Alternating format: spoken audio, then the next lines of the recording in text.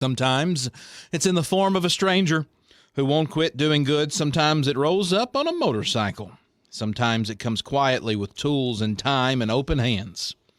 Our next stories, on paper, don't have a whole lot in common.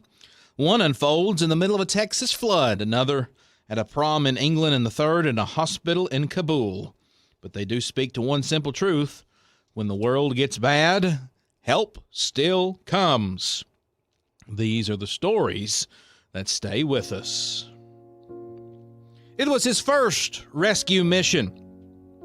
He was young, still green in the field, with his heart pounding and his training fresh in his ears.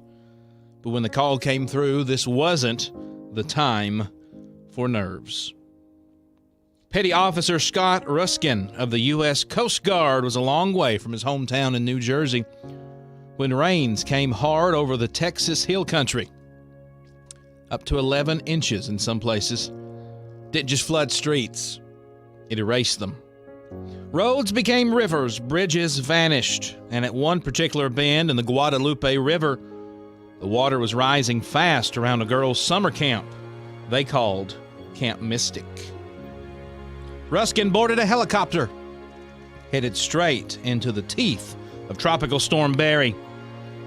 It took 4 separate passes before the pilot could get them close enough to land. Wind, rain, zero visibility. It was the kind of storm that even the hardy will sweat in.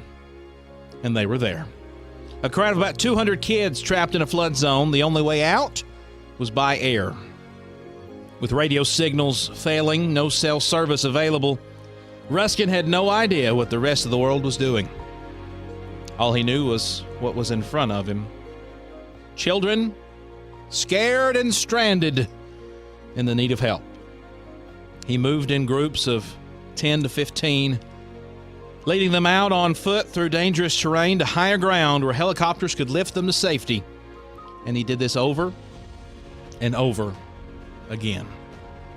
All in all, 165 lives had been saved, most of them children. And on this very day, later, when he asked how he did it, Ruskin just shrugged, said he was just doing his job. But if you ask the people that were there, they'll tell you something different. Well, they'll tell you that he showed up right when it mattered most. We keep the good news a-rolling here on The Good News with Justin Reed.